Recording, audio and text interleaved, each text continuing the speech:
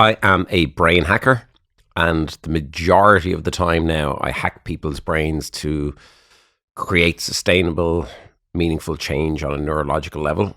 And that can be in a company, a corporation, anywhere around the world, or it can be with an individual. And then the other 10%, maybe 15% of the time, I hack brains purely for fun. If you get nothing else out of this podcast, there's two things. One is, who do you not want to be? It's a really powerful question. Welcome to season 22 of the podcast. It's been a few weeks, but we're back and with some news. We're now an award-winning podcast. We scooped 4 awards at the Irish Pod Awards a few weeks ago. We won Best Podcast, Best Business Podcast, Best Brand, and Best Male Host. That is a pretty great start to the year. Welcome back for a brand new season. This podcast will help you figure out your founder formula for success in our 3 key areas: body, brain, business. Today, it's about the brain. It's this guy. It's one of the best brain hackers in the world, Keith Barry. This was an absolute privilege. This is a masterclass in figuring out your brain and your psychology. Here is my chat with Keith. Keith, welcome to the pod. Yeah, thanks for having me. What an absolute pleasure. Yeah, it's good to be here. I think people will be going like, Keith Barry, interesting. Why is he on the business podcast? Because we talk about business, body, and brain. Yeah. And you are our brain specialist for today. But I want to start with your business. Yeah. What does Keith Barry do? It's a good question. So I am a brain hacker, and the majority of the time now, I hack people's brains to create sustainable, meaningful change on a neurological level. And that can be in a company, a corporation, anywhere around the world, or it can be with an individual. And then the other 10%, maybe 15% of the time, I hack brains purely for fun. So obviously the model of that was different a long time ago. So it was 90% fun factor, 10, 15% working with companies, corporations, and individuals. But in the last, I'm going to say pre-COVID, 6 years, ultimately the model has completely changed. So now 85% of it is hacking brains to fix whatever needs to be fixed in people's brains, you know. I think that'll surprise people because I think people know you, they see you on stage, they see you, the public persona. But this is why it's so interesting to get you on, because a lot of what you do is private work now, what you'd call kind of corporate work, I guess. Why did the model change? I was always aware that it was going to change. And what I mean by that is my mentors would have been, Tony Sadar, who's still working, by the way. He's 83, working out of his house in Cabinteely. But Tony would have been one of Ireland's foremost hypnotists back in the day. And nearly always the model of a hypnotist would change. And I'm a hypnotist myself, as well as a brain hacker. Obviously, I'm a magician as well. So I do a lot of different things. But ultimately, the model that I saw was always that you get to the peak of performing publicly and then you transition into the corporate space, which is what the likes of Tony did many, many years ago.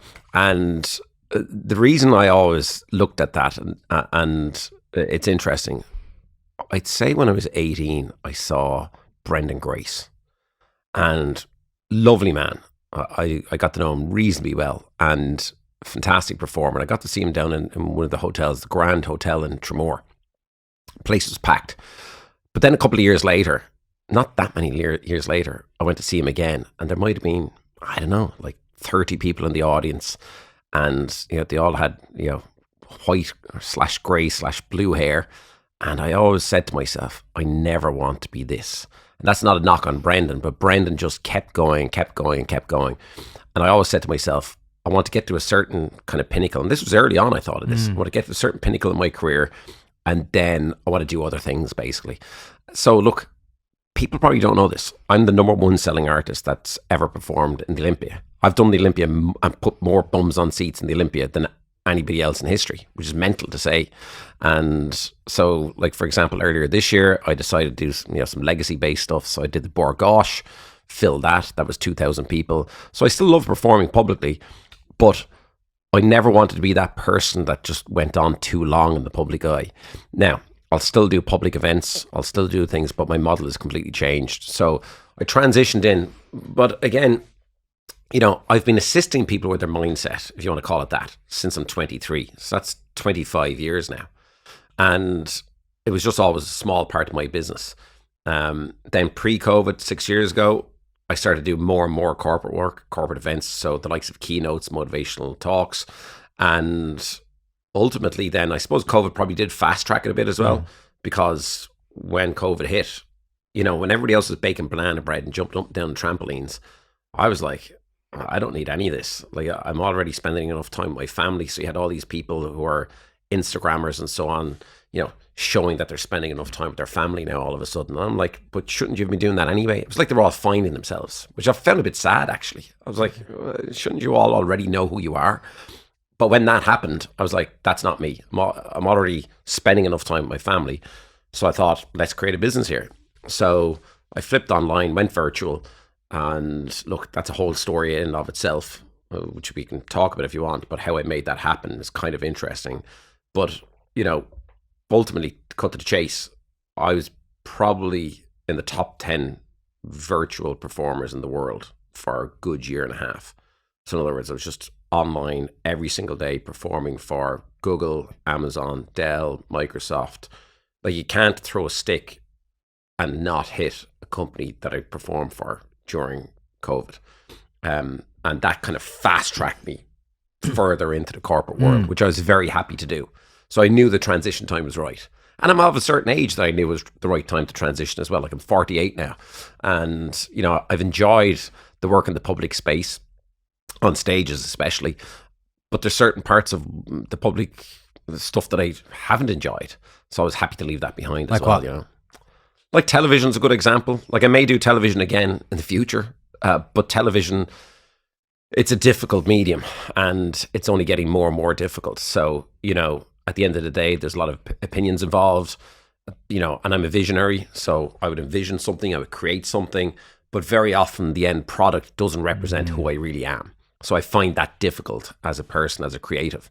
So I was happy to kind of just park that for a while and just go on to do stuff that excites me. And what really excites me is being on a stage predominantly. And I don't mind whether that's for fun or as a keynote speaker.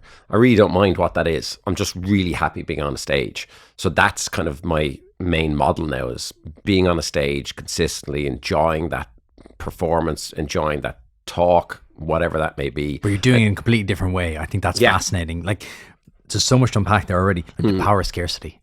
I think about this all the time. Yeah. So many people just expose themselves, for want of a better word, all the time. They're constantly out there. Yeah. That Brendan Gray story is superb. It's a perfect example of, like, you can just keep going to the well too many times. And if you're not refreshing it. Yeah. I was only talking to my wife about this yesterday, about a business. It was booming 10 years ago. And we were both kind of going, why do you think it declined? I think it's because it just overexposed itself so much that people want freshness, and they also want, I haven't seen Keith in a while. Oh, he's actually playing one-off show this year. Yeah. That's it. Yeah. And then you're either there or you're not. Perfect example, we are sitting in Baseline, and last week I put on VIP only, invite only event for all the founders that had been on the pod. Yeah. Can't buy a ticket, can't just show up. That's the model I look for, and that's the model I'm moving towards, because I think there's power in scarcity, and there's power of being part of something that isn't just commercial and generic. Yeah. So on that, like we mentioned earlier on off air, 3 times a year max, I do one day offsites, and like that, it's limited to 20 people. If you get a ticket, you get a ticket. We don't go over 20 people. Sometimes there might only be 17 people there. Sometimes there'll be 20, but there will never be more than 20 people at that one day offsite. And I only promote it on LinkedIn, which is interesting again to talk about. A lot of people don't realize that I'm on LinkedIn, and it really is me on LinkedIn. It takes courage and belief in yourself and your business idea to take the step to set up your own business. In the early stages, entrepreneurship can be a lonely road, even through milestone moments.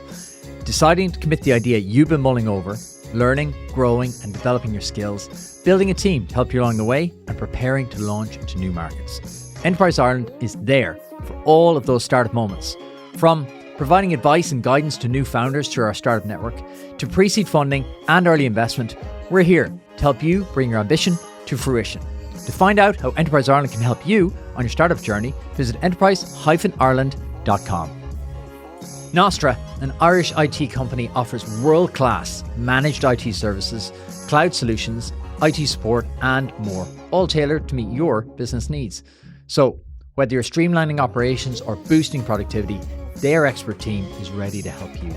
Visit nostra.ie or email info@nostra.ie to see how they can help solve your IT challenges today. Before we dive into today's episode, I want to share a game changer for your business, Azure Communications.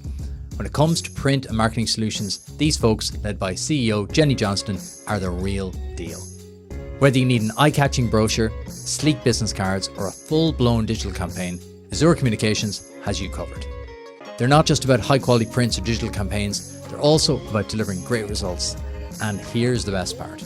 Just for listeners of the Entrepreneur Experiment, you can get 20% off your first order. Just give them a call or go online and use the code FOX20. With personalized service and fast turnaround times, Azure Communications will help you make the impact your business deserves. Trust me, when it comes to making your brand stand out, Azure Communications is the provider of choice. Check them out at azurecom.ie, use code FOX20, and elevate your marketing game today. Which is intriguing because, when everybody else is doing stuff over here, I always look at that and I go, okay, that's brilliant, that's working, and it's working, and everybody will tell you to jump on that train.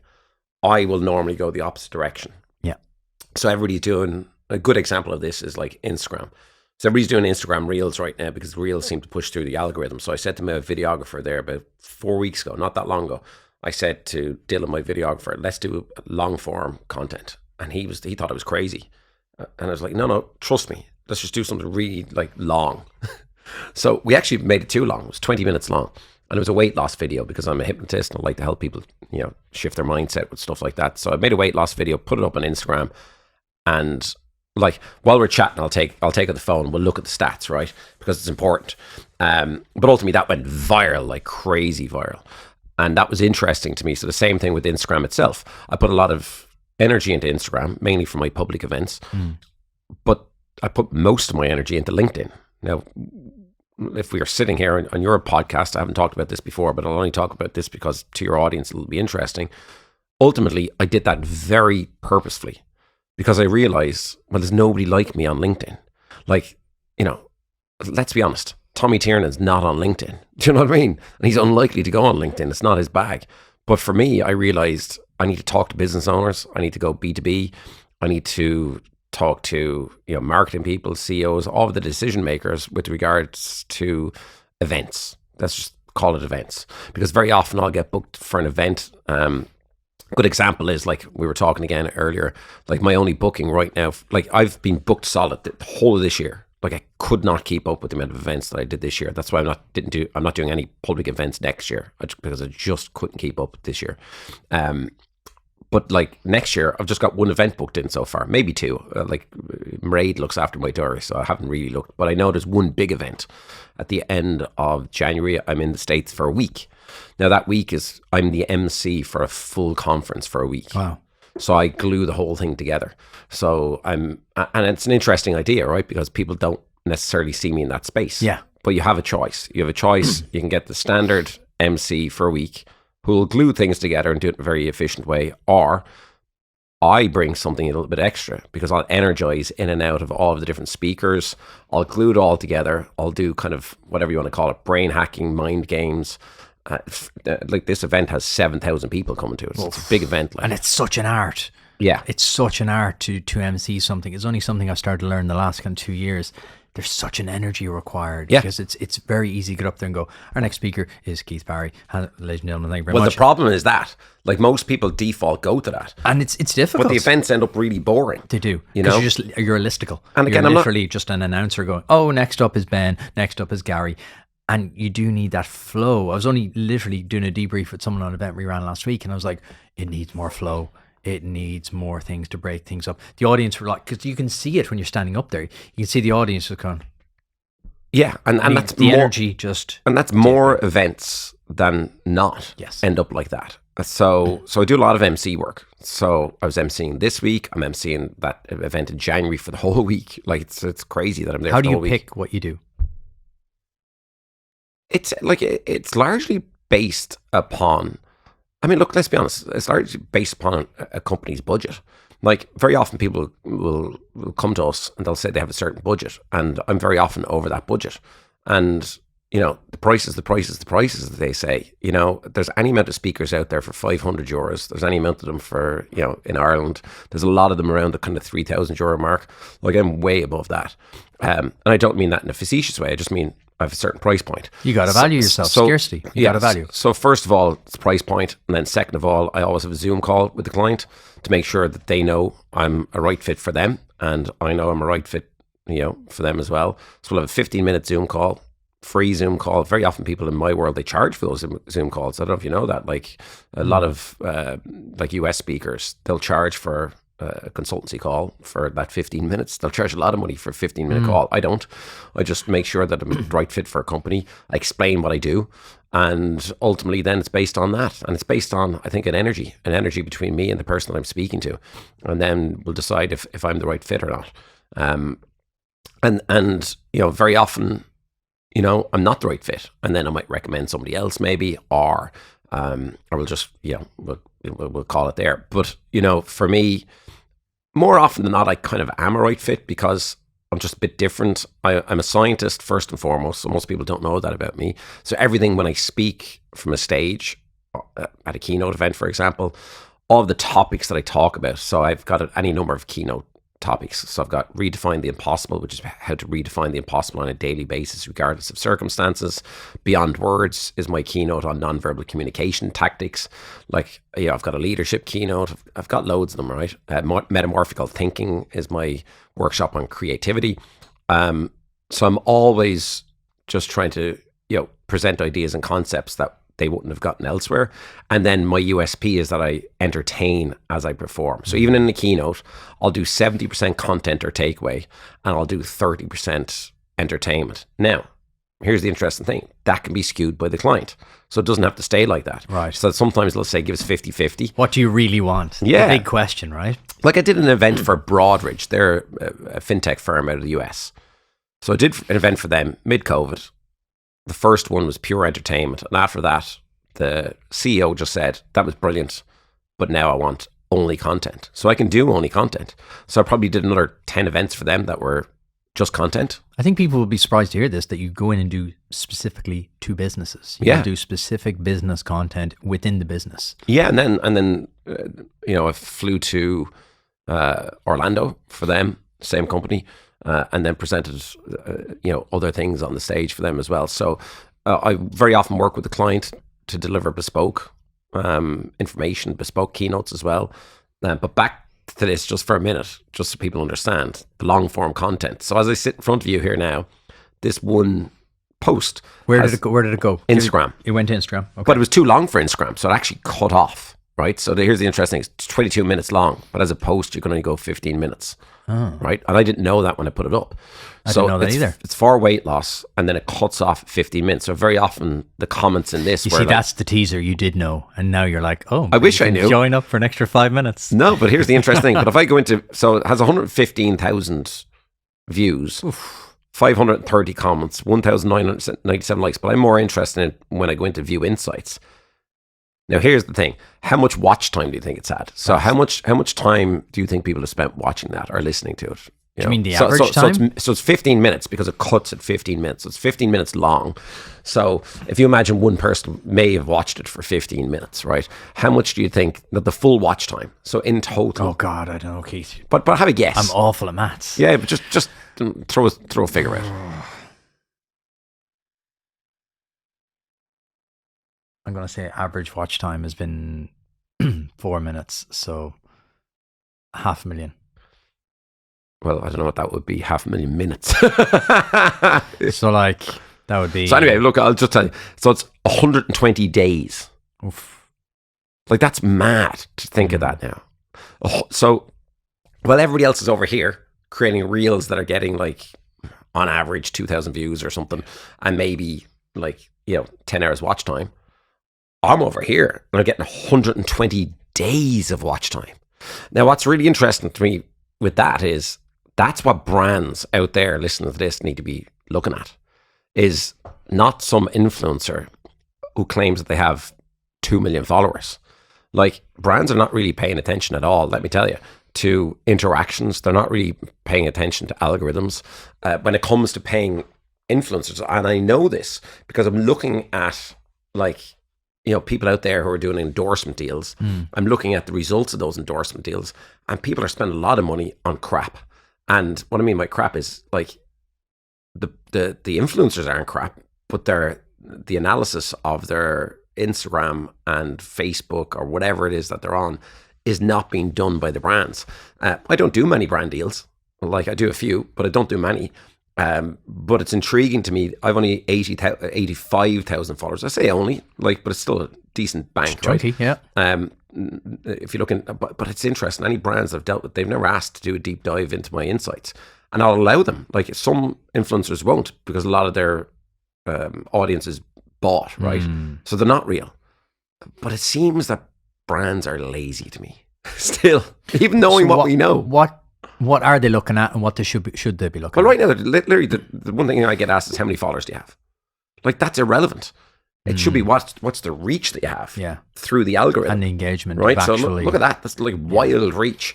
I'm only using that as an example. And that's only one video. Like, another video of mine would not get that reach. I'm very open about that. But if you get it right, the reach can be astronomical. And I've never paid, never is the wrong word, I haven't paid in the last 3 years any boosts on any of my Instagram. So it's all real. It's all organic. Yeah. And interestingly, over here, I've got one of the biggest Facebook pages in the country, and I barely use it myself. So I've got 150,000 followers on Facebook. Is it still a thing? Someone said last week, Facebook is still a thing. Is it still a thing for you? It is still a thing. It's more difficult to reach your audience. So depending on the content you put up, you might get literally one comment. I'll put up the same video on Instagram, the same video on, Facebook. Facebook will get one comment, and Instagram could get we'll just say 50 comments, 100 comments, whatever it is, right? And that's really hard to solve that problem, because I think where it's at is Facebook wants you to pay. They want you to pay to reach your audience, and I refuse to pay. Have you a business page? Yeah. But I refuse to pay. You see, you have to have a business page, because if over a certain amount of followers, it limits you to 5,000, and then you have to flip it into a business page. That's how they get you, yeah. So it's intriguing to me, all of that. There's a campaign out there at the moment, and I've observed it, and it's with a very well-known influencer in Ireland. Lovely person, good solid brand, I would say, but I can see the campaign's doing nothing. The campaign's not getting any comments, it's not getting any interaction, and that person's getting paid a lot of money for that. Isn't that just wasted money? I did a campaign recently for a movie. I barely even remember the name of the movie, but they really only wanted access to my TikTok page. Now on TikTok, I've only got 55,000 followers, but it's interesting to me that the brand, it was one of the bigger studios. I don't want to name it because I'll just get it wrong, but ultimately it was for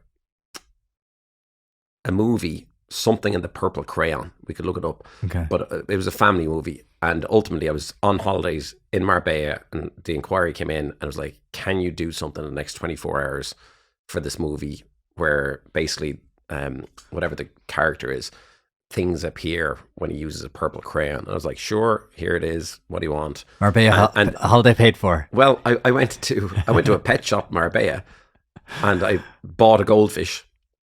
We named him. We named him Doc, and then I got a purple crayon, and I drew a goldfish on an index card, and I made the goldfish appear as if by magic out of the index card and into a wine glass full of water, of course. But that got over 1 million views on TikTok. That's class. So it's interesting, and that world is kind of new to me, as in matching up brands. I did a campaign recently with O'Brien's. So I'm O'Brien's official coffee ambassador. So O'Brien's Sandwich Bar. Okay. Their coffee's amazing. Yeah. Okay. And well, you got to say that, but yeah, go on. Well, I don't. I'll only get behind brands that I'll really feel are aligned with my brand. That's interesting you say that. I won't do a campaign with a brand just for money. So I'll give you a good example. I've got a brand deal sitting there right now, which is for a lot of money. I'm having a meeting with them tomorrow, but it's for, I don't want to say too much, but it's for a supplement company. I haven't agreed to do it with them yet. I want to talk to their scientist. Now, another influencer will just say yes straight away. Yeah. I want to talk to their scientist and learn, because I'm a scientist, so I can talk scientist to scientist. I want to know about their supplement. I want a deep dive into the supplement before I get behind it. Especially if you're putting it into your body. Yeah. It's one rule. If you're putting it into your body, know what the hell it is. Yeah, but even coffee, right? So I'm a coffee snob. Like, we've got... I saw you post with this recently. Where were you? London? You were like, it's driving me mad. Haven't got a good coffee. Yeah, I was in London. I had 3 coffees and they're all crap. There's so many changes. See, that's the thing. I was in London a few months ago. I was like, I could see 4 Prets. I was like, I feel like I'm in an alternate universe. I was standing on a corner, went across the street, and there's a Pret on every corner. But I was in the middle of nowhere. I was in Windsor. So I was in a hotel in Windsor. Their coffee was just diabolic in the hotel. It was a 5-star hotel. Bad coffee. Hotel coffee's nearly always bad. Yeah, it wasn't good. And then I got a coffee on the road. Wasn't good. Coffee in the airport. Wasn't good. And I was like, oh my God. And I knew what to do in that scenario. I knew that Aer Lingus would have the filter coffee on the plane, which is actually reasonably good. Have you ever had Aer Lingus? Yeah, I have. Yeah, it's actually not bad. Little thing with the thing on top. Yeah, I've had it. So I just waited till I got on the plane. I was like, thank God, at least I have a half decent coffee. You need one of those AeroPresses, little travel AeroPresses with you. Oh, I have one, and I wasn't mad about it, so I just didn't bother bringing it. So yeah, but I've got a Schmeg machine in the house. We've got an espresso machine in the house. Like, we're all coffee snobs. Yeah. So anyway, I wouldn't get rid of a brand just for money's sake. But O'Brien's, like, we came up with a really interesting campaign, which means I'm omnipresent. So I'm big on that word, right? Omnipresent. Sounds good.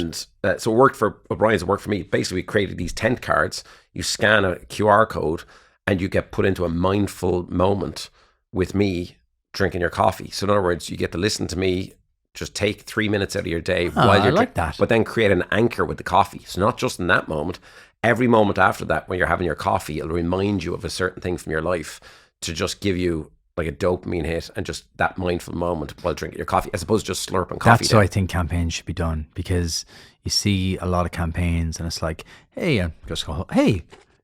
I read Keith's book. It's really good. You should check it out. And it's like, there's no depth. There's no insight. It's not like, oh, I've been working with Keith now for 6 months. I've just gone through his book. Here are the 5 things that I've learned, and here's how it's impacted me. Not even that level of depth. It's just very much kind of, here, because I think that's worked for a while. But I think the influencer scene is dying a slow death because I think you're right. They're not. I think it's going to go this way. People like yourself who have a career and have a skill are going to flourish. People who got been famous are going to die in the vine. But I think it's not just having a skill.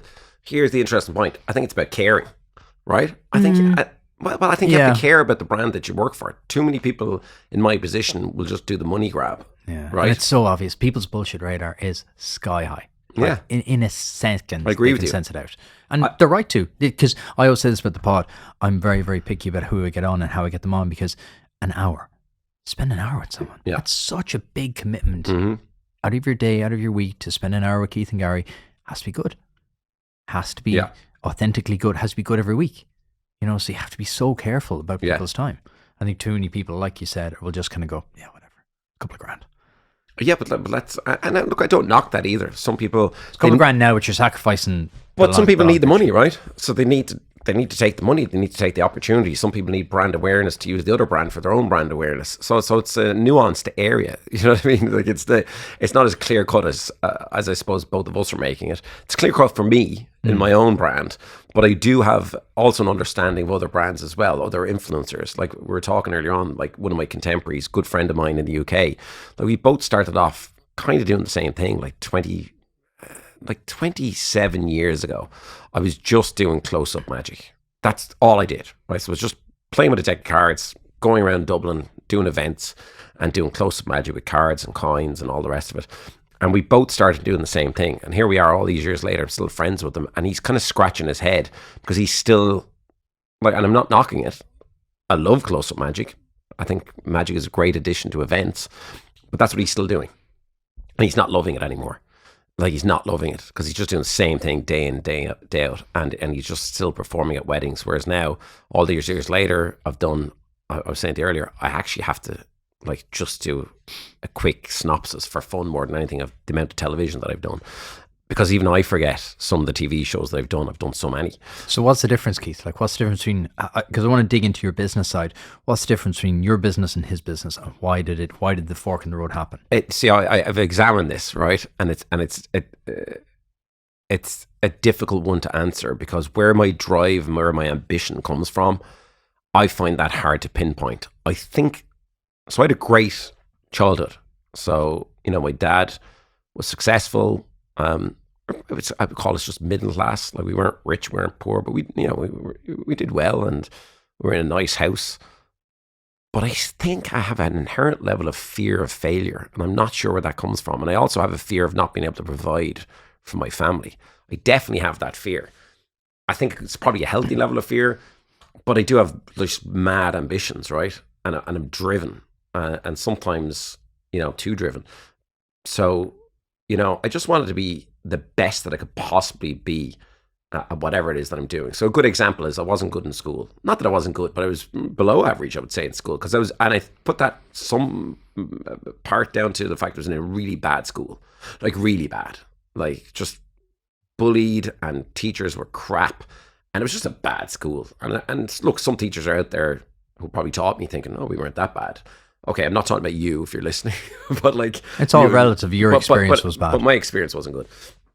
Like the first time I repeated leaving. So the first time I got like 360 points the leaving, and then the second time I got 435. So I don't consider myself like mega intelligent, because if you're really intelligent, there were one or two in there that got the 600 points or whatever, because they outworked the system, and they were intelligent enough to outwork the system. I wasn't that smart. Good at remembering. Intelligence is like, it's like that quote about, I know a lot of stupid PhDs. But then I went to college, and I kind of flourished in college. What did you want to do, Keith? Because I think when people look at you, they'll be like, oh, that's an unusual career. What did you want to do? I knew from 5 years of age that I was going to be a full-time magician, right? So I knew from 5. It was my parents that kind of coerced me into going to college. They were like, magic is great as a hobby. You're going to college. So that's why I went to college. And I picked science to kind of resist the system. So Seamus Barry, who was our career guidance counsellor, he gave me an aptitude test in school, and he said, whatever you do, just don't do science, because your aptitude test says you won't be good at science. So that's why I picked science. Career guidance was always pretty ropey. We're in our school. He was great. He was a nice guy. Ours wasn't. He's still out there. He's a good guy. But ultimately, yeah, that's why I picked science. And then I got the number 1 honours chemistry degree that ever came out of UCG at that time. So in 98, they sent me a £50 cheque and a plaque in the post. I got papers published as an undergraduate. So I flourished in college. Why do you think? Because I don't know where that drive came from, but I wanted to be the best at what I was doing. And then when I came out of there as a cosmetic scientist... Did that drive change, though, Keith, from school to college? Because you said in school it was quite difficult. Yeah, it did. Hard. It did. Was it the environment changed or your drive changed? The environment. And then the drive. Okay. So the environment was an amazing experience for me, just to be able... So you moved to Galway? Yeah, moved to Galway and became really good at chemistry, and then became a cosmetic scientist. So I was going up through the ranks of Oriflame, which is a Swedish cosmetics company. I was going up through the ranks of Oriflame very fast. So by the age of 23, I was down here still doing magic. So I was performing magic at the Kitchen nightclub, which was owned by Bono and U2 at the time. And I was doing weddings. I was doing like everything. But then during the day, I was like 9 to 5. I was a cosmetic scientist. But by the age of 23, I was looking after full-scale production, or overseeing full-scale production for Oriflame in Poland. So I was flying over to Warsaw. I was 23. I was overseeing like their emulsions and their creams. I was the guy standing there as a scientist putting like a number of drops of aloe vera into the emulsion. So marketing could rightfully get the claim, aloe vera, anti-aging property and so on. So I was good at that. But I always knew what I was going to do. So eventually at 23, I just sat down, typed in my notice and said, I'm off. And they were like, what do you mean you're off? And I was like, I'm going to just try this full-time magician. Why did you make the decision? Or what was I knew I would always regret it. I knew I would always regret. And it's interesting, I see my daughter now. She's really driven. She's way more driven at her age than I ever was. So she's 16, really driven.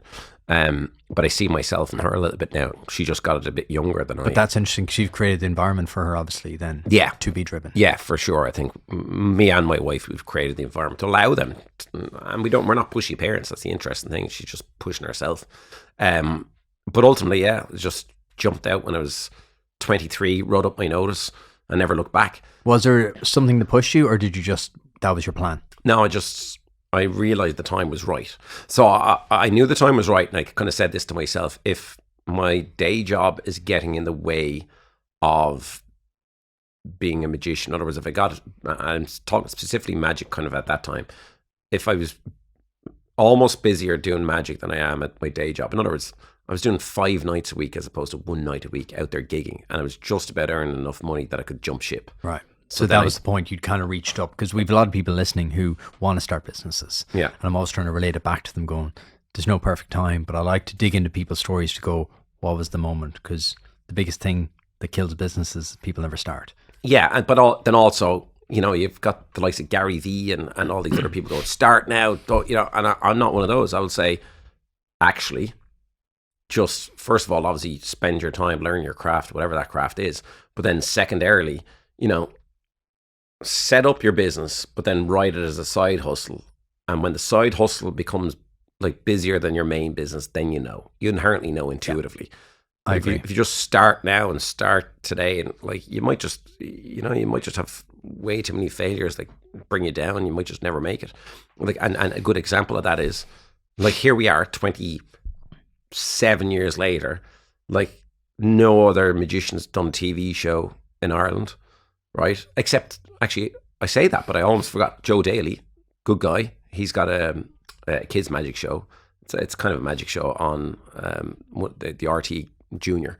But besides Joe, nobody else has done a magic show. Nobody else has done what I'm doing. And here's why. Because A, I don't think a lot of people have the drive, but B, they just don't get that timing right. So a lot of the magicians and entertainers that I know, and I don't want to get too caught up in magic either, but just as an example, a lot of them leave school early and they just start doing magic. I think the best thing I ever did was fight through my leaving cert. The best thing my parents ever did was get me to college, because I learned life skills. Yeah. I learned how to be good at like chemistry and maths and all of these different things, which then I applied to the business. And then all these years later, like, I self-manage. The main team is me and my wife. She runs the back end of everything that I do.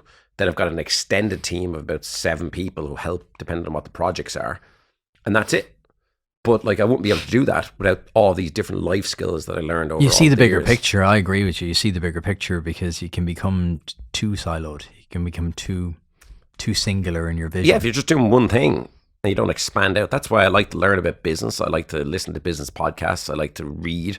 Like, I'm a voracious reader. Like, if we think about these 4 walls, like, I've got 2 libraries at least the size of these 4 walls, all 4 of them packed with books. Brilliant. And those books are on everything. Our quick fire round is a book question, so you can keep that at the back of your mind, what you're going to recommend. I'll get a couple off you.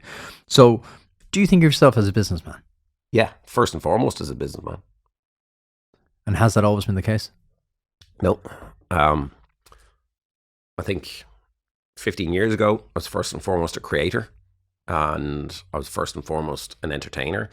Secondarily, then, I was a brain hacker to help people with whatever problems that they have. That's 15 years ago. I think that model changed for me about, again, I would say 5-6 years ago. I realized if I'm going to really be successful for a long time, I really need to understand my own business. I really need to understand that I need to reach out to other people for help when I need help, and with areas that I don't understand, for example. I need to learn new skills. And that's when I realized, actually, I just need to be a businessman first and foremost. So, you know, again, a good example of that is what happened in COVID, which I mentioned earlier, but just as an example, right? As a business person, everybody else bounced back to that story. Everybody else bounced up and down their trampolines. And here's what I did. I got lucky in one regard. I just built a cabin in my back garden to get out of the house and have a new office when COVID hit. So I had think of an empty shell in the back garden. And then when COVID hit, a few weeks later, or into COVID, I just rang one of the extended team. Joe Clear has worked for me for over 20 years now. He runs all my live shows, but think of him as actually a real life MacGyver. He's MacGyver. He can do anything. Handy lad to have. But he built his own house and stuff. He's predominantly a musician. He's a singer-songwriter, a very successful one. He's one of these guys that people don't really know in Ireland, but he's out there. He could be in Germany or something this week writing songs for somebody. You'd know his songs, you might know his name. Exactly, yeah. And ultimately, I rang Joe and I said, listen, let's set up a studio in the back garden. Here's the budget. Go get a camera. Let's set up a green screen and let's figure out what this Zoom thing is. He was doing that. And when he was doing that, that's when I went on LinkedIn. And I started to fire up LinkedIn.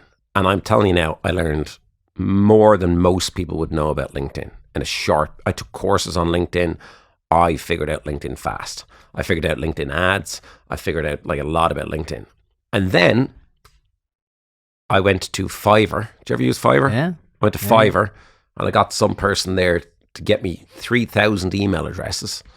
Okay. I wasn't even thinking about GDPR at the time, but anyway, it's too late now.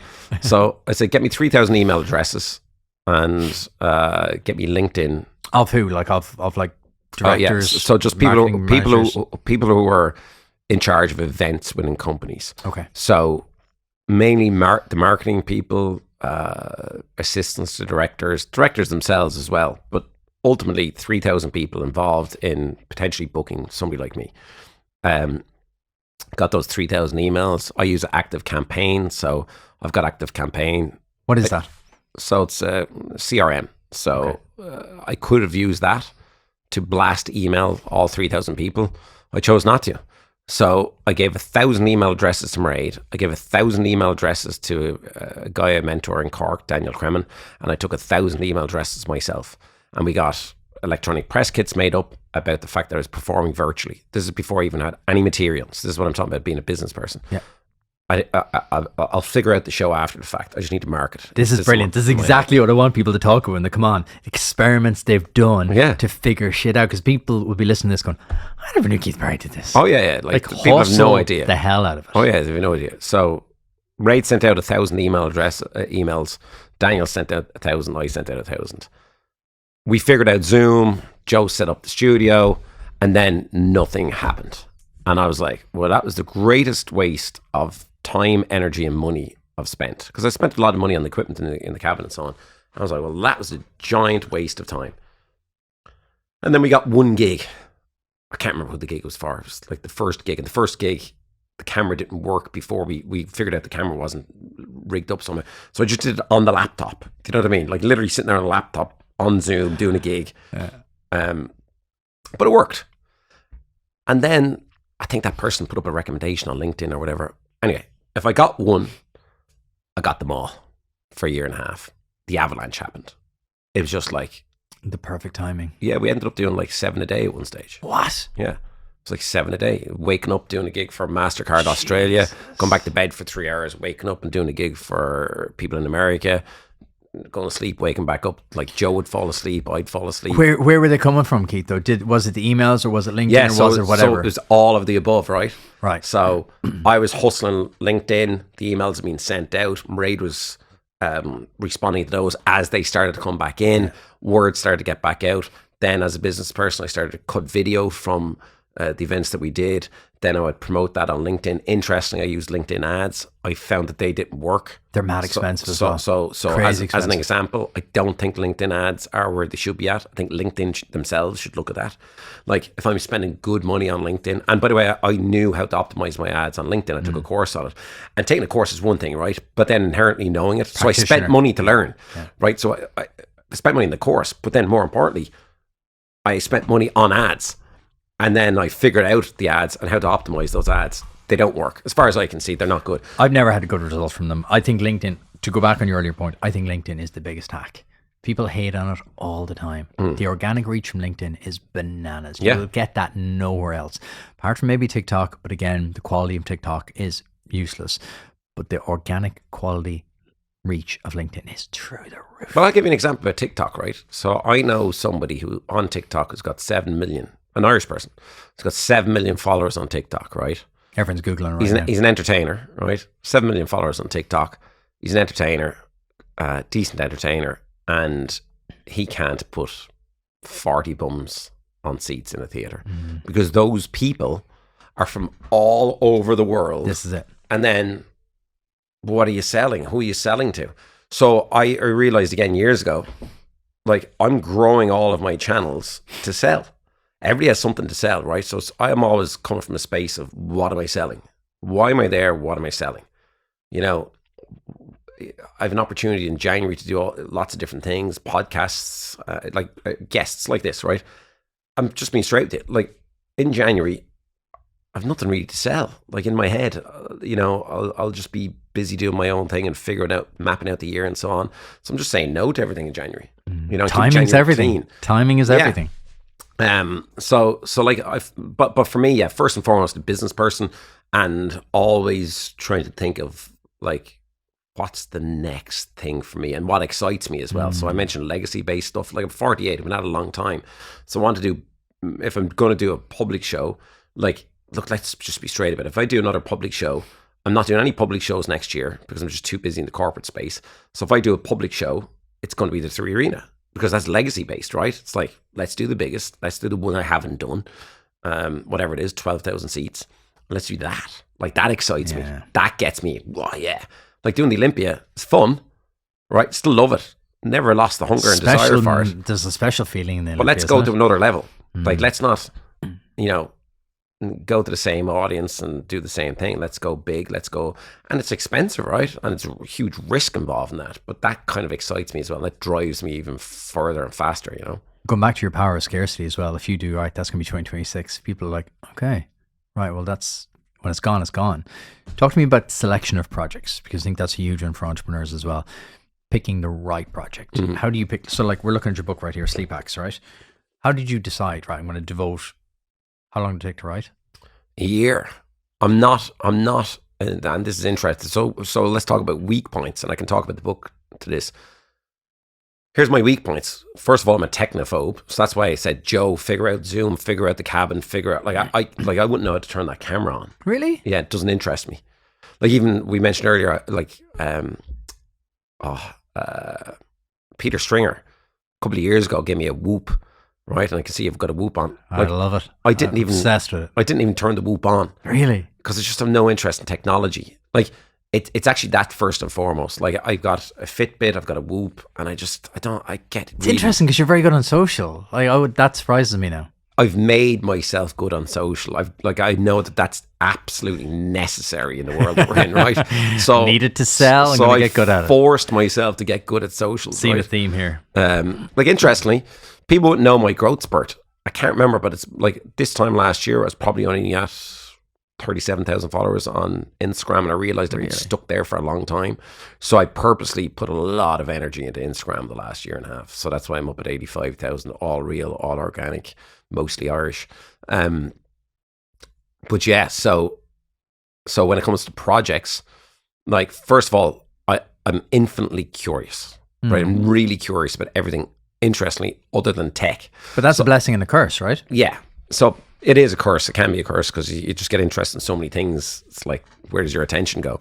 But like, so the tech stuff I generally farm out, except I realized so this is interesting. I farmed out, like, years ago, long time ago, I farmed out like my socials, right? So I hired people to do my socials for me, and I realized, like, I'm being sincere with this, the majority of them, they're just gangsters. Like, because when you look at the back end of what they've done, they say they won't do something and they always do it. So in other words, I'll never ever buy followers. I'll never ever do anything untoward. And then if you really gain your keys back and you look at it, that's exactly what they did to get those followers and so on. So I realized that was kind of smoke and mirrors. So I had to get good at that. And now I look after all my own socials, and I'll never give them away ever again. So it's really me on LinkedIn. So a good example is, I did a LinkedIn campaign there, but a year and a half ago, I realized I needed a campaign going. I did a campaign. I remember a guy came back to me, Johnny was the name, and he came back and he said, this is obviously a scam. This can't be the real Keith Barry, and he was basically tempted to go away. We're so used to scams online, though. Yeah, but then I used voice message. So I don't know if this is a good tip for people out there. A lot of people don't know this. Like, on your phone, you can just leave a voice message for somebody on LinkedIn. So I just voice messaged him and I said, hey, it's actually really Keith Barry here. Let's jump on a 15-minute discovery call on Zoom. It's free. There's no... And he told me afterwards, he just jumped on that call to see was it actually me. That's hilarious. And then we went back and forth, and then, I don't know, like 6 weeks later, I was down in Portugal doing an event for him. Nice. Do you know what I mean? Okay. But back to the projects. I said the voice note thing here in the pod about a year and a half ago, and I was like, I love voice. I got bombarded by voice. Oh, yeah. Careful. Yeah, don't voicemail me. I'm not answering if you do. Because then I was like getting all these like 3-minute long voice notes. I was like, oh, I know, yeah. I don't even know where to start with this.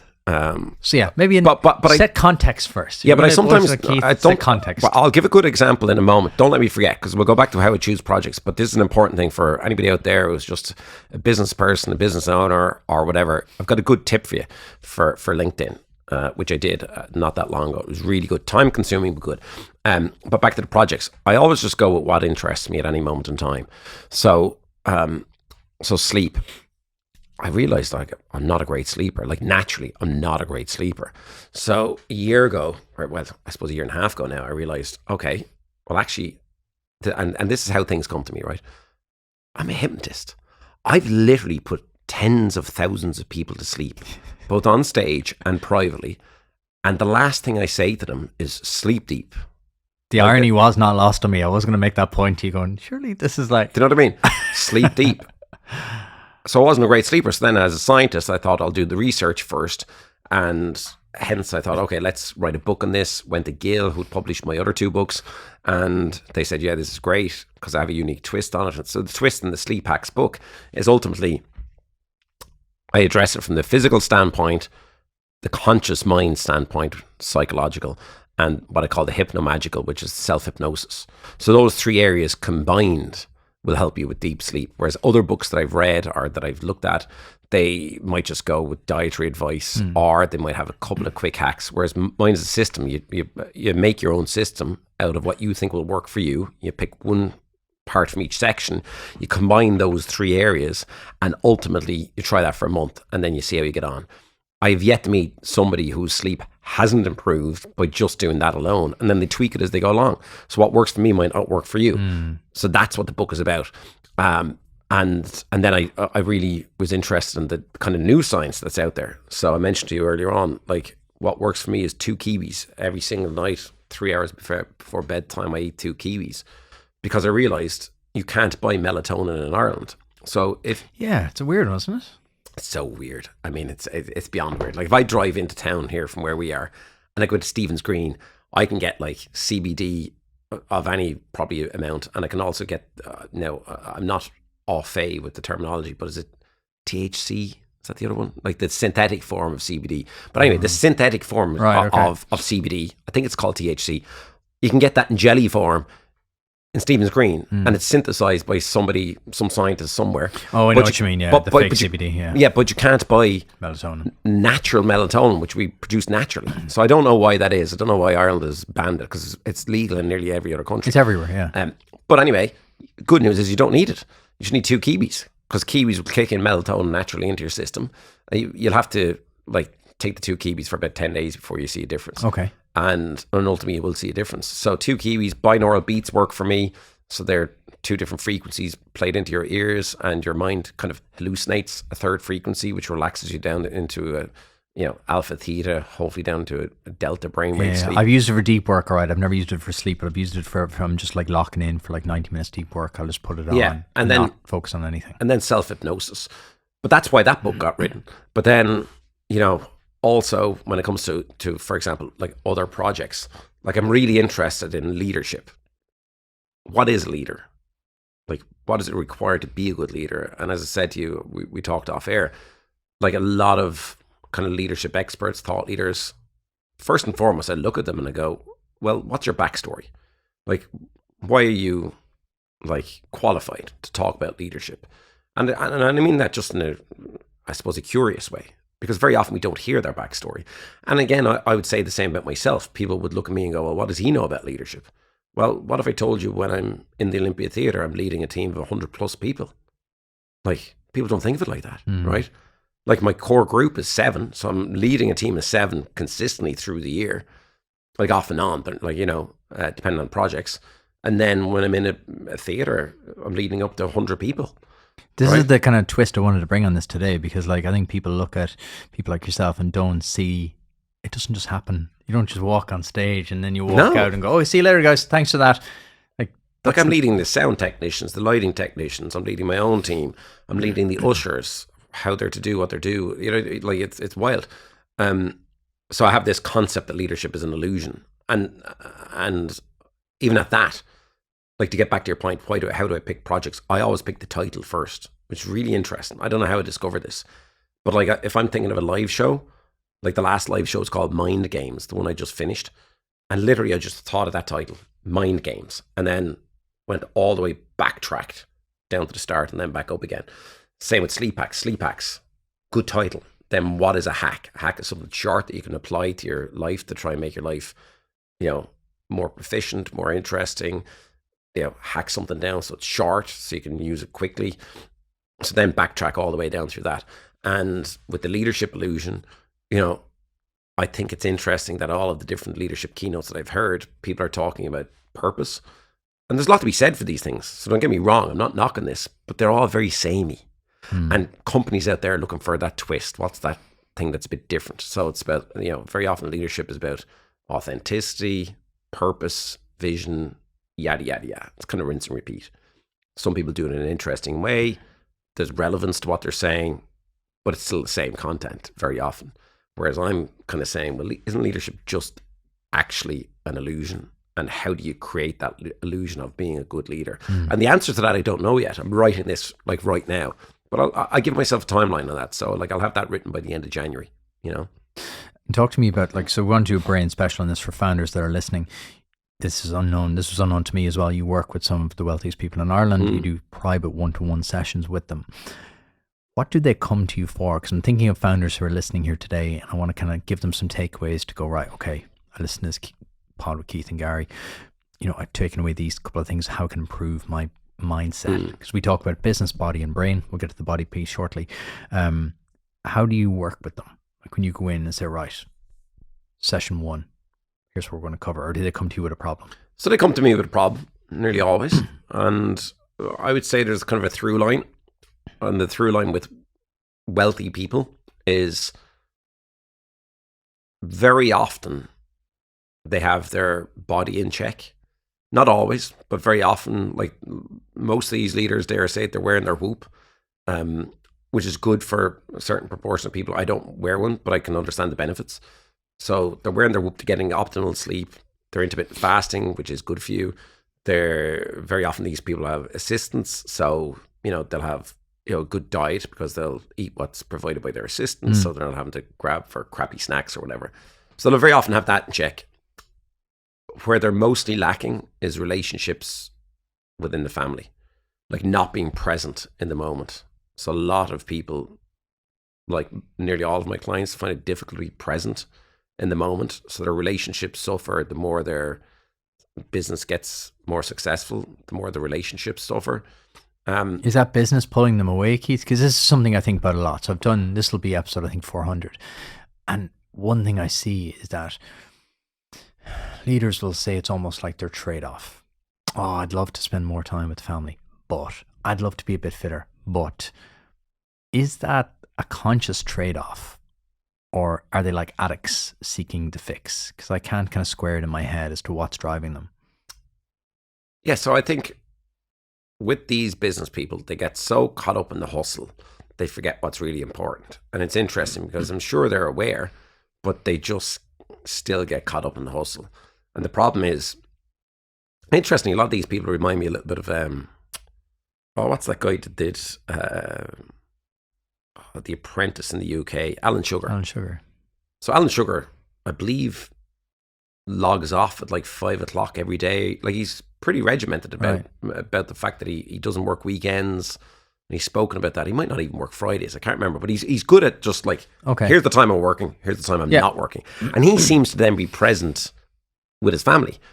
The problem with these people is they do the 9 to 5, they tell everybody not to bother them, but then they still procrastinate over business when they're at home with their family. They're sitting down, they're playing Monopoly. They're not playing Monopoly with the kids. They're thinking of the business, and they're caught in that spiral loop of what's next. And for a lot of these people, it's an addiction. That's what I'm curious on, because I've kind of come to that conclusion. But like, is that nature nurture, Keith? Is that, people who have that tendency are drawn towards business and positions of leadership, or is that something that business foists upon them? Yeah, I think it's more the fact that it's not forced upon them. That's for sure. So in other words, these businesses that they've created could easily continue succeeding with them just having an umbrella overview on those businesses. So they could easily take a step back. but they won't. They're control freaks, right? So they Yeah. need to be in control the whole time. And very often then, by the way, it's not just thinking about the business and caught in that spiral loop. It's also like overthinking and over analyzing everything in their life, and then over analyzing the past and getting caught in that belief system that's stored in them from previous experiences, often very traumatic experiences. And my job very often is to unpack that. But then not all of them are healthy lifestyle wise either. I said the majority, or a lot of them are. But like a person came to me a number of years ago, about 2 years ago, and he came to me about just being a better communicator with his team. He wanted to learn about nonverbal communication tactics. And sometimes, by the way, a lot of the time, people will come to me about how to negotiate better, because they realize that I can negotiate, and I can negotiate very well, very high-end deals. I'll give you an example of that in a minute. But these are people who know this about me. A lot of people don't know that about me. So, God, I'm getting the layers here today. Well, Keith, for example, I restructured an office one time in Sweden in an investment firm, and I explained to them why I was restructuring their office, because that's where the deals are getting done for hundreds of millions, and what they were doing wrong in the office. And ultimately, like as an example, I got them to put in a glass table instead of this kind of table into their office, so that when they're negotiating with whoever they're negotiating with, the lead person, so let's say there's 3 of you in from an investment firm and there's 3 of us, identify who the real decision maker is out of the 3. The reason the glass table was there, and this is just one of, like, we'll just say 100 things that I taught them, it was to notice what the legs are doing underneath the table in your peripheral vision, but also if the legs are crossed, there's an artery that goes down the back of our leg. I always forget the name of the artery, but it's a big artery that goes down the back of our leg. So if the legs are crossed, there's a bounce of the upper leg. That bounce is not a tick. That's actually the person's resting heart rate.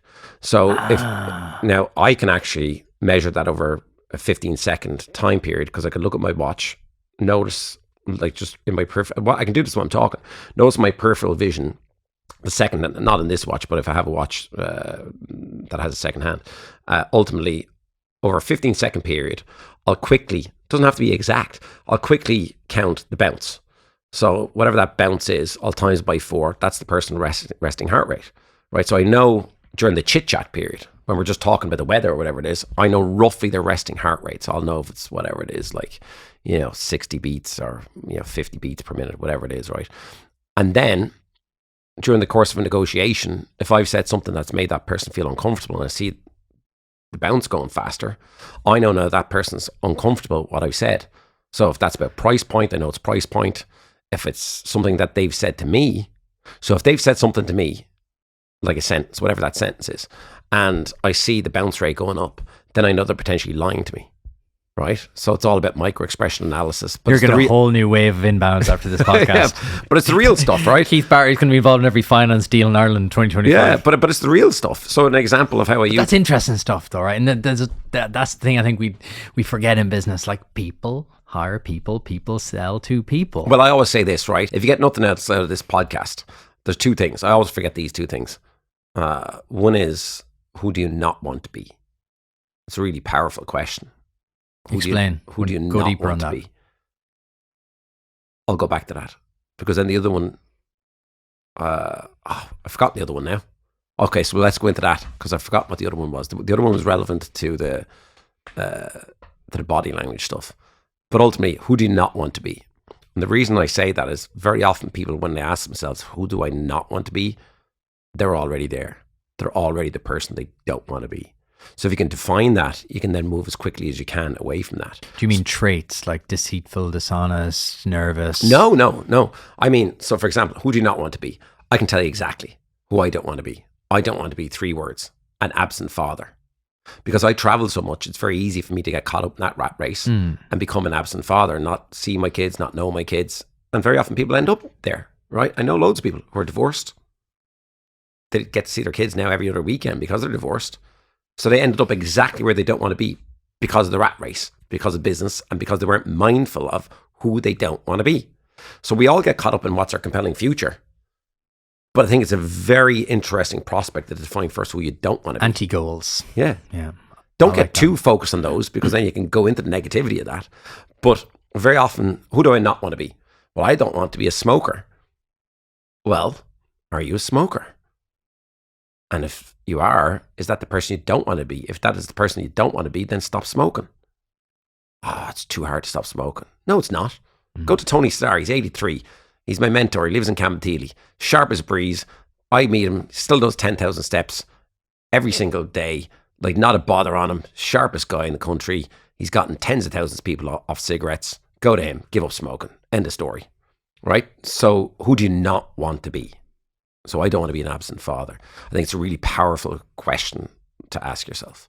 And then, like, I don't know what the other one was going to be, but like, here's an interesting one. Like, I talked to this about all of these. Oh yeah, that's what I was going to talk about. Like, a guy came to me a number of years ago, and he came to me specifically to communicate with his employees more. But I noticed there's a rash on his neck here. And I said, well, before we start talking, and they're paying me for this advice. So my job is to be brutally honest. And I said, well, what's the rash on your neck before we talk about communication skills? And he said, well, it's a rash. I've had it for a while. And I said, well, tell me about that. And then he said, well, it's all over my body. I said, sorry, all over your body? Yeah. And I said, okay, tell me more about that. And tell me about your diet. And tell me about, the body, as you put it. And then he told me, like, he doesn't eat breakfast. So you might consider that, oh, that's a good thing. He's an intermittent faster. No, he gets up and has a cup of coffee with a couple of cigarettes. And then later on in the day, for lunch, he'll have what he considers a healthy lunch, but that healthy lunch would be a chicken roll from some spa or something, or centre or whatever. You know what I mean? Okay, and then tell me about your dinner. I have a good hearty meal for dinner. Whatever, like bacon and cabbage or something. I said, okay, so your weight, you're about 80 kilos. You're probably about 160, 170 pounds. You should be getting 1.2 grams of protein per pound. You should be we'll just say at least minimum 180 grams of protein a day. You're getting about 30. I'll be generous here. You're getting 50. If you haven't told me about some protein you're getting. So you're getting less than a third of your protein goal per day to add to your skeletal muscle, to add to longevity. You've got no vegetables in your diet. The carnivores out there will say that's a good thing. Like, that carnivore. Was that totally alien information to him? Yeah, no. Like, people know this stuff, but they pay no attention to it. Yeah. So I just said, let's forget about why you came here. Let's just deal with all that first. Turns out he was smoking like 40 or 60 cigarettes a day. He was a really heavy smoker, But then people are out there vaping, like some of the richest people in Ireland. But I look at it really funny. It annoys funny. the crap out of me. You're walking on the street and someone just vapes all in your face. You're like, that is absolutely Yeah, but I find it really rank. funny because people are vaping now like the dummy in their mouth for babies. People won't want to hear that. They're listening to this It's ridiculous. podcast. Like they've got the vape in their hand all day long. So it's not like a cigarette where they might have had a cigarette with their coffee and then 2 hours later they might have another cigarette. Like, we know that's bad for you. But people are vaping, or they're just vaping all day long. So I look at it like honestly, I look at it like a baby with a dummy. It is like a comforter. Like, you know? see grown men with the big, long, cylindrical ones, and you're like, man, that's just disgusting. Number one, really bad for health. Number two, and three, just. But they don't see ridiculous. it as really bad for their health, and this is the problems. But in 10 years' time, it's going to be looked at like smoking was, and we all can see the pattern. We can all see the pattern, right? So yeah, like, it's just intriguing to me, that whole space, So I'm conscious of your time. Talk to me then about, just leave us with some kind of like fundamentals for how founders should be, minding their brain and growing their brain. Like, how should they be maintaining their brain? Because I'm very much having the balance across the business, the body and the brain. What should they be doing? Because people are familiar with like journaling, meditation. When you deal with high level founders, what are the fundamentals you get them to do? Look, I'll go into it quickly. I've got a formula. I'm a scientist. My job is to take the complex and distill it down to something tangible that people can use. So I came up with this. I could talk to you about the parasympathetic nervous system, sympathetic nervous system, the limbic system, yada yada yada. None of it matters unless I can get you to take action, right? So ultimately, I've done the research for people. I came up with this formula years ago. It's SW plus MA times SATT equals GS, and that covers the mind. SW plus MA times SATT equals GS. So your SW is your subconscious why. So I've got a unique way of helping people find and define their subconscious why. Very quickly, you just write down 2 words. Why what? Okay. I used to years ago limit people to why questions. But now I found that too limiting. So I allow them to ask what questions. So you're not allowed to ask any other question except why what. So, for example, I do this once every 2 months. So I did it recently. Why is it that I'm here in Rahway, New Jersey, giving a workshop on creativity?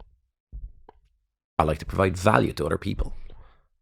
What is it about providing value to other people that benefits you, Keith? Oh, I get to gain back the asset. The asset's time. I'm always time crunched. Why is it that time is important to you? And so every answer that comes up, you ask another question. But you keep going until you get a revelation. And everyone will get a revelation if you keep going. You will think of something you've never thought about in your life before. So you just go level. Yeah, keep going layer. So after 47 layers recently, what came up to me is I want to shut down all 32 raw sewage pipes pumping raw sewage into the seas around Ireland. That's my defined subconscious why. And everybody will tell me that that's an impossible problem to solve. Did not think we were going there, but okay. No, but everybody will tell me and has told me it's impossible to solve because it's a multi-billion euro problem, blah, blah, blah. So then I've given myself a timeline to do that. So I'm going to do what I'm doing now till I'm 55. Then at 55, I'm going to take a step back. That's why I need to do like the likes of the 3 Arena and all those places. Because at 55, I'm going to go full time into doing that. So that's my defined subconscious why. And it's very grandiose. So give me that again. You want to shut down all the raw sewage pipes pumping into the sea? Yeah. Cool. Okay, there might be some people listening who that's their jam. So just to but that's a very clarify. Grandiose vision. But I've got other micro purposes as well, micro subconscious wise. Like Simon Sinek very often will tell you can really only have kind of one purpose. I think you can have many. Same. Yeah. And they'll change over time. And, Simon and other thought leaders, I think they're very good, but they very often talk about the conscious why. I'm more interested in your subconscious why because you're driven by your subconscious behaviors. So SWMA, massive action. I'm a big proponent of massive action. So, we don't have too much time, but the body, for example, with the body, I take massive action. I intermittent fast.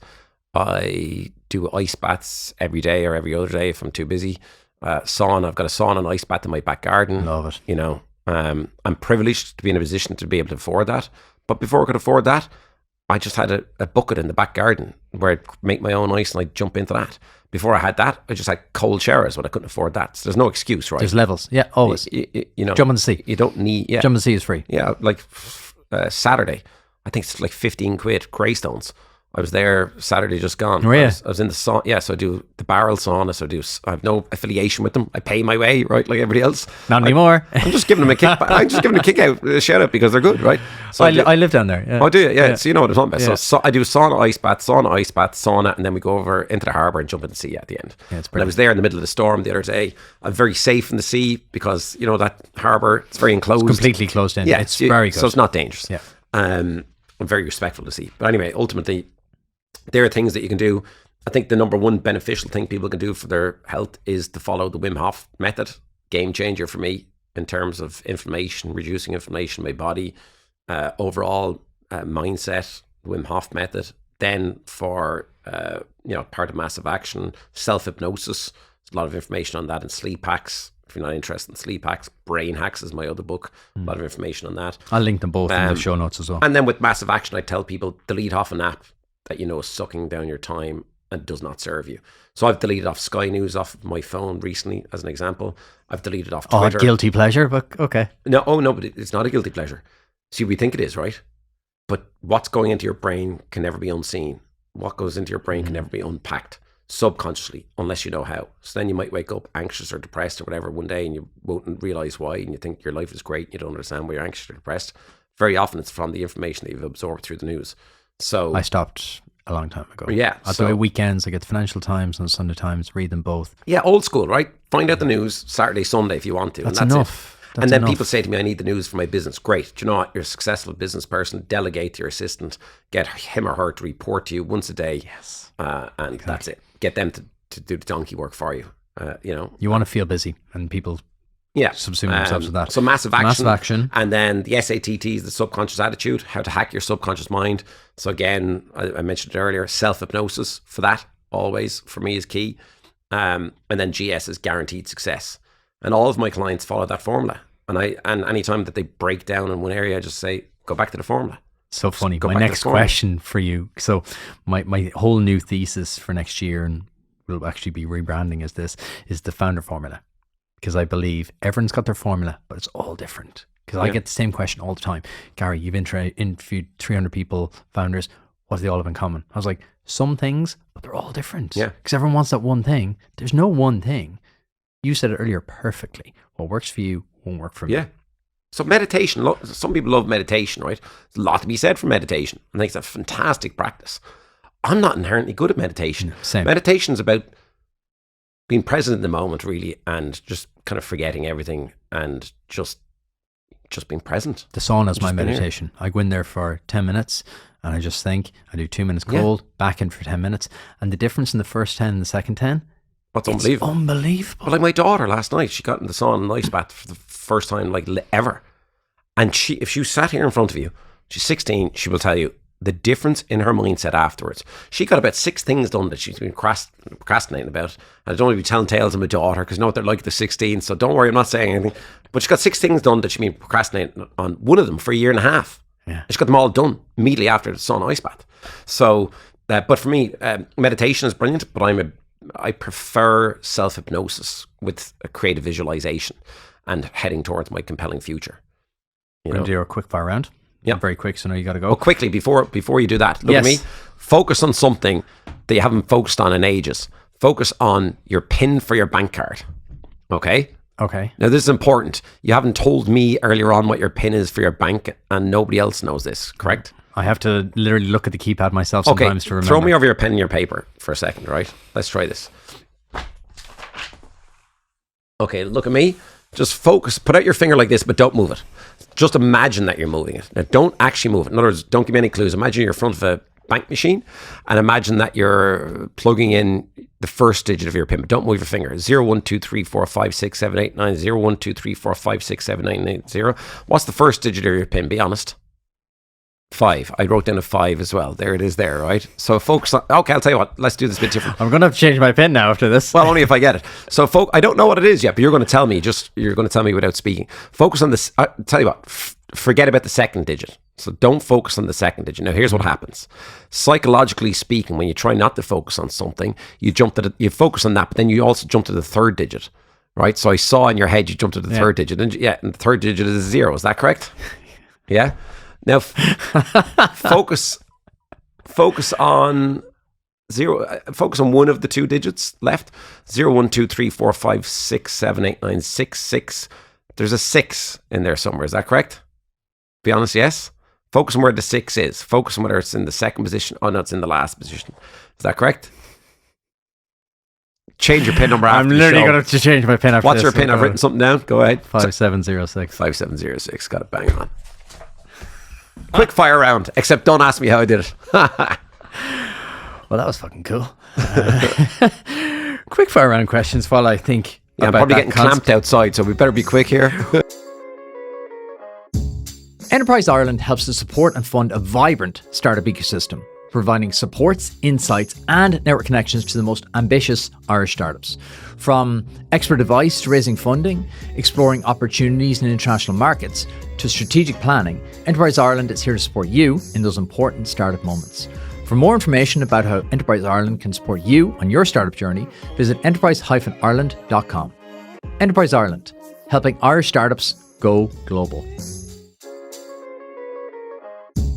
What book would you recommend every founder must read? The Choice by Edith Eger. A lot of people will recommend a business book. I've read many business books. The Choice by Edith Eger. There's a lot to be learned for everybody in that. And it's about how the fact that regardless of circumstances, you always have a choice in how to respond and how to think. And it's by an amazing human being, Edith Eger, who is still alive to this very day on Instagram. And ultimately, she was in a Nazi concentration camp, and she still believed that she had a choice of how to think, even in those dire circumstances. And I think we can apply that to our business lives as well. That's incredible. You bring that up. This year, every year, I kind of have a saying that I anchor on. This year was, that's a choice. Yeah, there you go. That's a choice. I say that all the time. That's a choice. What's something you learned the hard way? Something I learned the hard way: don't trust everyone. It's as simple as that. Don't trust it. It's a quick fire round for a reason. I trusted in previous years. I trusted too many people, and it bit me. So I do trust people, but I'm very mindful now of who I trust. I was too trustworthy years ago. So just be mindful of who you trust. What have you sacrificed for your success? I think I have sacrificed time. Time I'm mindful of my family, so I always spend enough time with my family. But I think time with friends. So I've missed out on time in years gone by with friends, and I don't regret that, because that was in a period of time where I was really hustling hard. And I think that's necessary. But now I am mindful of that. So that's why I was in Greystones at the weekend with my best mate Al, in the sauna and the ice bath, and then down the road to that. And I've never learned the name of the place, but the coffee shop down on the harbour one, where you walk down to it. No. It's in the middle of the apartments there. Halfway the down. Scale, the bakery. Oh my Scale, God, I think, isn't it? that place. You like it? It's like eating heroin down there. They've gone in straight away. I'm addicted, basically, So yeah, Scale. Rise at the Cove. Go down there the next time. It's absolutely brilliant. That's my favourite. It's my local. What would you do today if I give you 10 million euro? I'd drop everything I'm doing, bring the family to Hawaii, set up a magic bar, and I perform close-up magic and just chill. Finally, an honest answer. I'd invest in this. I hear these people on your podcast. I'd invest in this and invest in this. Listen, if you ask me about investments, I'm probably the worst person. Money doesn't interest me. I'm driven by experience. Too many people are driven by money, and I am not driven by money. Money is necessary. I like money to just provide for my family and bring them on good holidays, but I'm not money orientated. So 10 million euro, yeah. I like the idea of going to Hawaii instead of a magic bar and just chilling out. I like that as well. What's something you believed other people would strongly disagree with or find weird? They would disagree with my statement, which we don't have time to unpack. It's not okay to not be okay. Okay. They would disagree with that. And I'll give it some context. Yeah. It's a nuanced conversation, a deeper conversation to have. I think the concept of it's okay to not be okay has now been misconstrued. It's okay to sometimes not feel okay, for sure. It's okay to feel bad sometimes, that's for sure. But now I think we have an overwhelming level of people who are trapped because they feel like it's okay to not be okay. And it's not okay to not be okay. It's okay to know it's not okay to be not okay.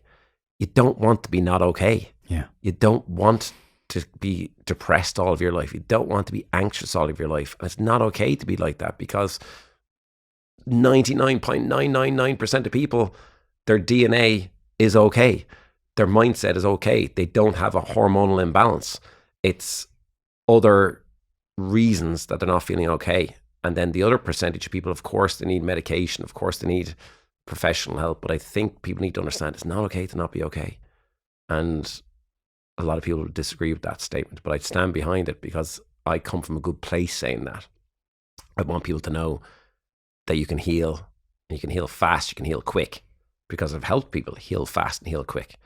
And then to know it's not okay to sit with that for the rest of your life, because you want to have a fruitful, positive and productive life. Thank you for that answer. What's the one thing everyone should be doing for their body? Breath work and ice baths. What's the one thing? Or cold therapy. Probably related. What's the one thing everyone should be doing for their brain?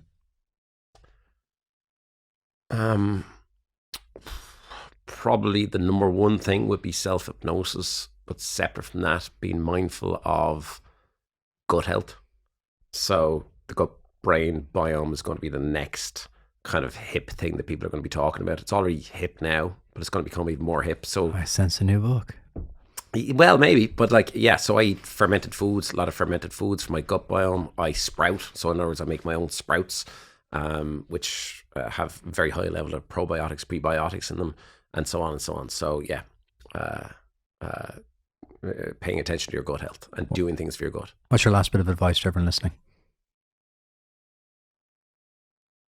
2 pieces.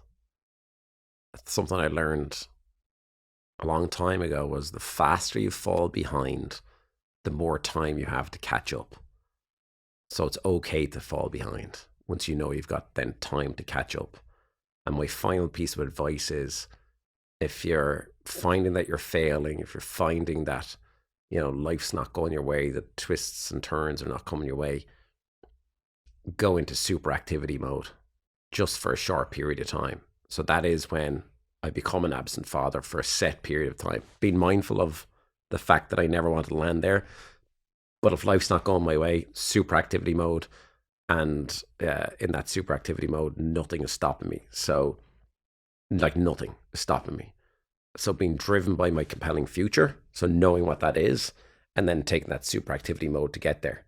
If you go into that super activity mode for that short period of time, knowing what your compelling future is, then nothing will stop you. You'll become unstoppable. You've given me my theme for 2025, super activity mode. I'm going There to you take that. Keith, new book out now? Sleep Hacks. It's good stocking filler for this Christmas.